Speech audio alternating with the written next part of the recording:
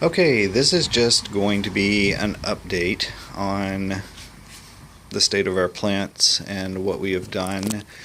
I know we do have some new subscribers, so a lot of you don't know that we recently moved to the country after years of living in Miami, Florida. So we bought a tiny home, and we are just in the process of getting things sorted. So many of these plants came with us. When I say the country, we are around the Lake Okeechobee area in the state of Florida, so we're still in southern Florida. This is one of our pygmy date palms, which was always on our balcony, and I think in spring we are going to put this in the ground. This is a pineapple, and this actually came from the last pineapple that we grew last year, so it seems to be doing well. Not exactly sure what this is. This is a this is a heliconia. In the springtime, this will go into the ground. This monster is our original pineapple.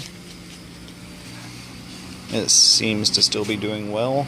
It's in a huge pot, but it needs to go in the ground, and I don't know if it's going to produce this year or not. I don't see any indication. Lots of new growth, but another pygmy date. And this is our big African milk tree. It is January, so I'm just going to show you around the property, and I need your opinions. If you have any opinions, please do let me know. Oh, one other little thing. We had a little desert cactus which was dying before we moved, and it has sprung back to life, so I'm very happy about that. Okay, so these look really bad right now, but my mom and dad were just here.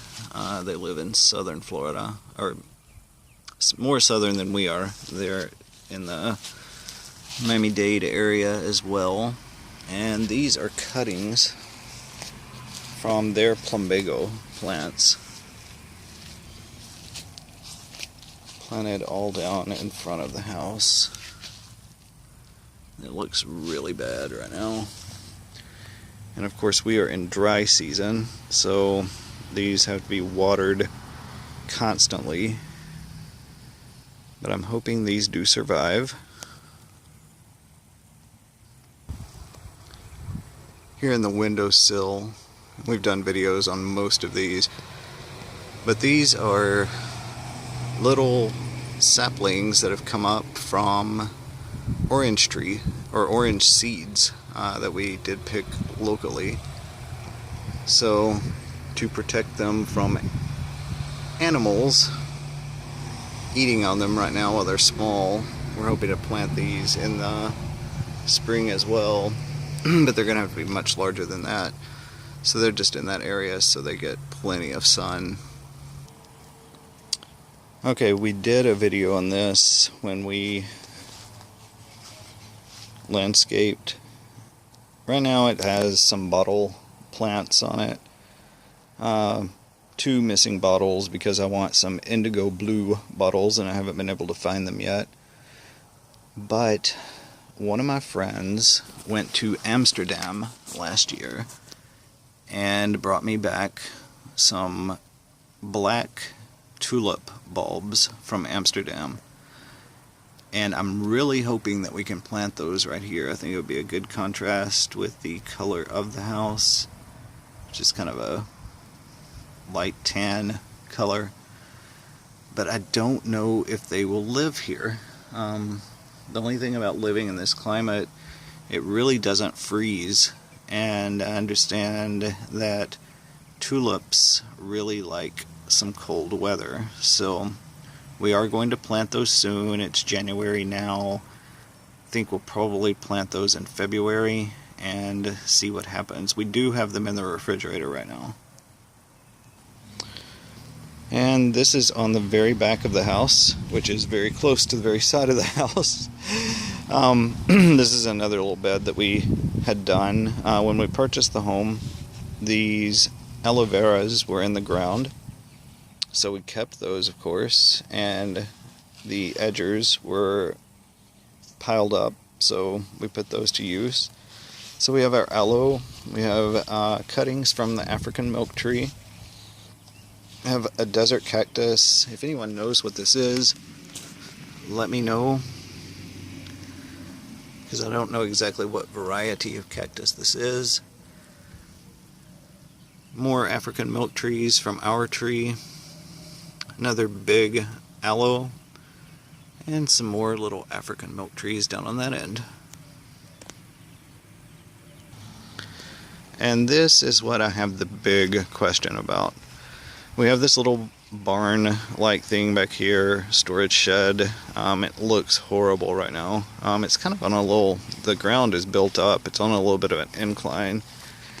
And I think that looks so bad with that big gap at the bottom.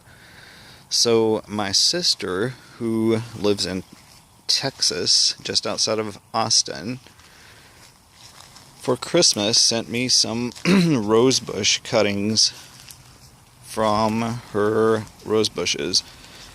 And that is what these scraggly looking things here are. And if they live, once again, it won't rain again until probably May, so we're going to water them all the time. But some of these are pink, some of these are red, and she says if you just take these cuttings and just stick them into the ground that they should sprout. I don't know if that holds true here. And our dirt is, as you can see, it's just sand. This isn't really dirt. So these don't really look all that good. Of course, they did come via FedEx overnight, and I immediately stuck them in the ground. There's still some green. That one looks kind of brown. These still have green on them. But she told me all I have to do is just stick them in the ground and they will come up.